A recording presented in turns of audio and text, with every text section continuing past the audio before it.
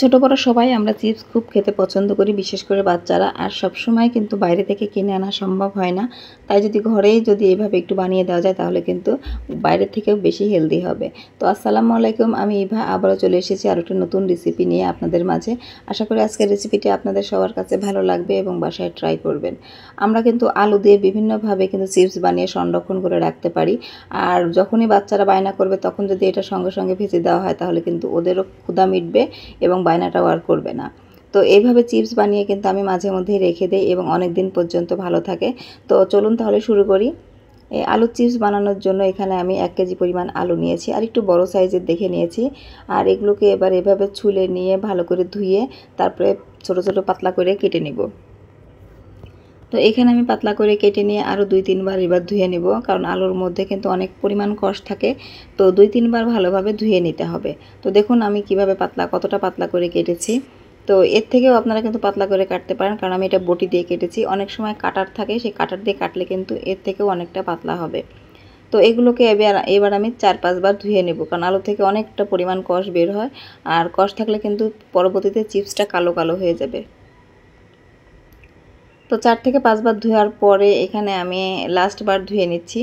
তো দেখুন এবার কিন্তু এর মধ্যে আর কষ টাইপের যে পানিটা বের হয় সেটা বের হয়নি, এখানে একদম সাদা ফ্রেশ পানিটাই বের হয়েছে। তো এ পর্যায়ে আমি আর এটা ধোবো না, এইবার ধুয়ে নিলেই আমার ব্যাস হয়ে যাবে।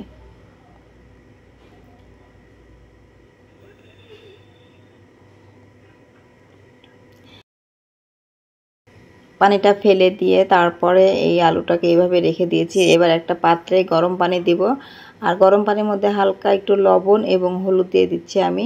হলুদ দেওয়ার পরে পানিটা যখন ফুটতে শুরু করবে আর কি, সেই পর্যায়ে কিন্তু এই আলুগুলো দিয়ে দিতে হবে। একদম বেশি পানি দেওয়া যাবে না, পরিমাণ মতো করে পানি দিলেই হবে, যাতে আলুগুলো সবগুলোই পানির মধ্যে ডুবে যায় সেইভাবে দিতে হবে। তো বলক ওঠার পর এবার আমি আলুগুলো দিয়ে দিচ্ছি, একে একে সবগুলোই দিয়ে দিচ্ছি। আর এই আলুগুলো দিয়ে কিন্তু বেশি একটা নাড়াচাড়া করা যাবে না, নাড়তে গেলে ভেঙে যাবে। আর হাই ফ্লেমে কিন্তু এই আলুটা ঠিক 1 মিনিট আপনি জাল করে নেবেন। 1 মিনিট জাল করার পরে কিন্তু আর জাল করার প্রয়োজন নেই। আর যদি একটু বেশি জাল করা হয় তাহলে কিন্তু আলুটা ভেঙে যাবে। এই পর্যায়ে কিন্তু অনেকে আপনারা এই হলুদটা বাদেও কিন্তু আপনারা সিদ্ধ করে নিতে পারেন। তো আমি একটু হলুদ দিয়েছি, যার কারণে হালকা একটু কালারটা আসবে এই জন্য। তো হালকা কালারের জন্য সামান্য হলুদ আমি দিয়েছি। আপনারা কিন্তু এটাকে স্কিপ করে যেতে পারেন, কোনো সমস্যা নেই। যদি সাদা রাখতে চান তাহলে হলুদটা অবশ্যই স্কিপ করে যাবেন। তো এখানে দেখুন আমি 1 মিনিটের মতো জাল করে নিয়েছি, এর বেশি জাল করা যাবে না। তো আমি এবার একটু দেখে নেব যে এটা সিদ্ধটা কেমন হয়েছে। আসলে পুরোপুরি ভালোভাবে যাতে পুরো যাতে সিদ্ধ না হয় সেই দিকটা খেয়াল রাখতে হবে। পুরো যাতে 50% সিদ্ধ হয় সেই দিকটা খেয়াল রেখে এটা নামিয়ে নিতে হবে।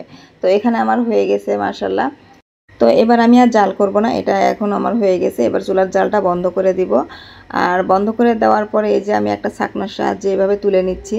তো এভাবে ছাঁকনার সাহায্যে তুলে কিন্তু আমি এটা 10 থেকে 15 মিনিট রেখে দেব, কারণ এর ভিতরে যে পানিটা আছে সেটা কিন্তু ছাঁকনার সাহায্যে নিচে পুরোটাই ঝরে যাবে।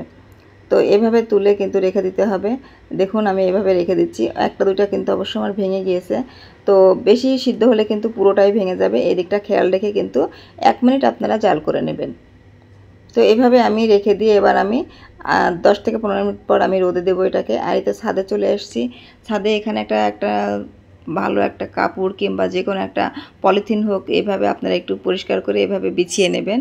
তো বিছিয়ে নেওয়ার পরে এবার একটা একটা করে এই আলুগুলো এভাবে রোদে শুকাইতে হবে। তো দেখুন আমার এখানে আলুগুলো কিন্তু বেশি একটা ভেঙে যায়নি।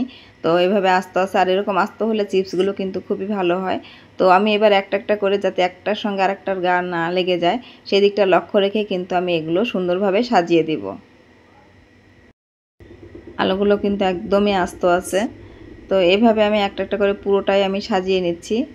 তবে একটা কথা বলে রাখি, এই চিপসগুলো যখন বানাবেন তখন কিন্তু রোদের তাপমাত্রাটা একটু অনেকটাই বেশি থাকতে হবে। রোদটা দেখে তারপরেই কিন্তু এই চিপসটা বানাতে যাবেন, তাহলে ভালো হবে। তো দেখুন এখানে আমার কিন্তু পুরোটাই এখন বিছানো হয়ে গেছে, একটার সঙ্গে কিন্তু আরেকটা গান লেগে যায়নি। পুরোটাই ফাঁকা ফাঁকা করে আমি এভাবে দিয়েছি। রোদে দেওয়ার সময় আপনারাও কিন্তু এই বিষয়টা লক্ষ্য রেখে এইভাবে সুন্দরভাবে বিছিয়ে রোদে দিয়ে শুকাতে হবে। তো এইভাবে দিলে কিন্তু খুব দ্রুত শুকায় যাবে এবং খুব ভালোভাবে শুকায় যাবে। আমি সকালে রোদে দিয়েছি, দেখুন সন্ধ্যা যখন তুলতে গেছি তখন কিন্তু একটা দিন রোদ পেয়ে কিন্তু কতটা শুকায় গেছে দেখতেই পাচ্ছেন, অনেকটা কিন্তু শুকায় গেছে। তো এটা প্রথম দিন এবং দ্বিতীয় দিন আমি এই যে শুকানো হয়ে গেছে আমার। তো দ্বিতীয় দিনে কিন্তু আলুটা একদম পুরোপুরি শুকাই গেছে এবং অনেকটা শক্ত হয়ে গেছে আর কি। দেখতেই পাচ্ছেন অনেকটা শক্ত হয়ে গেছে এবং কালারটা মাশাআল্লাহ অনেক সুন্দর আসছে। হালকা হলুদ দেওয়ার কারণেই কিন্তু এরকম কালারটা আসছে, না হলে কিন্তু সাদা হয়ে যাবে। তো আমি যখন তুলে নিয়ে আসি আমার ছোটো ছেলেটাও কিন্তু বলছিল যে আমিও একটু দেখাবো। তো ও হাত দিয়ে নেড়ে নেড়ে দেখছিল, অনেক ক্রিস্পি হচ্ছিল কিন্তু ভাজার আগেই অনেকটা। তো মাশাআল্লাহ এখানে আমার রোদে শুকানো হয়ে গেছে। এইভাবে করে কিন্তু আপনারা বয়মে রেখে সারা বছর সংরক্ষণ করতে পারবেন। তো তাহলে চলুন কয়েকটা আমি ভেজে দেখিয়ে দিচ্ছি। এখানে তেল গরম হলে মিডিয়াম হিটে কিন্তু এই চিপসগুলো ভেজে নিতে হবে। খুবই আস্তে হিট দিলে কিন্তু এগুলো সুন্দরভাবে ফুলে আসবে। আসলে শুকানোর পরে যতটা ছোট হয়ে যায়, আবার যখন ভাজা হয় তখন কিন্তু পুনরায় আগের পর্যায়ে ফিরে যায়। তো দেখুন এখানে মাশাআল্লাহ অনেক বড় বড় কিন্তু আলু চিপসগুলো, আর আলু চিপসের জন্য একটু বড় সাইজের আলু নিলে কিন্তু এরকম চিপস পাবেন। এভাবে একটা এয়ারটাইট বক্সে যদি আলুর চিপসগুলো আপনারা রেখে দেন তাহলে কিন্তু অনেক দিন পর্যন্ত খেতে পারবেন। তো ভাজা আলু চিপসে এবার আমি একটু বিট লবণ এবং শুকনো মরিচের গুঁড়ো দিয়ে দিচ্ছি, হালকা একটু দিয়ে এভাবে নাড়াচাড়া করে নেবেন, তাহলে কিন্তু খেতে খুবই টেস্ট হবে। হালকা ঝাল লাগবে এবং বিট লবণের ফ্লেভারটাও কিন্তু ভালো লাগবে। তো এভাবে দিয়ে কিন্তু ভালোভাবে মাখিয়ে নিয়ে খেতে পারবেন। তো মাশাআল্লাহ এখানে আমার আলু চিপসটা পুরোপুরি রেডি হয়ে গেছে। আর এরকম যদি চিপস আপনি ঘরে রেখে দেন তাহলে বাচ্চারা যখন চাইবে তখনই কিন্তু আপনি ভেজে এইভাবে পরিবেশন করতে পারবেন। তো আলহামদুলিল্লাহ এখানে আমার চিপসটা একদম কমপ্লিট হয়ে গেছে এবং চিপসটা খুবই মজার এবং মুচমুচা ছিল। তো এইভাবে বানিয়ে যদি রেখে দেন তাহলে কিন্তু 1 বছর পর্যন্ত আপনার এই আলু চিপসটা ভালো থাকবে। এয়ারটাইট বক্সে কিংবা আপনি ফ্রিজেও কিন্তু রেখে দিতে পারেন। তো দেখুন কতটা মচমচা হয়েছে। আর এই আলু চিপস পেলে কিন্তু আপনার বাচ্চারা বাইরে যাবে না খাওয়ার জন্য। তো ধন্যবাদ সবাইকে, দেখা হবে নেক্সট কোনো ভিডিওতে। সেই পর্যন্ত সবাই ভালো থাকবেন, সুস্থ থাকবেন। আল্লাহ হাফেজ।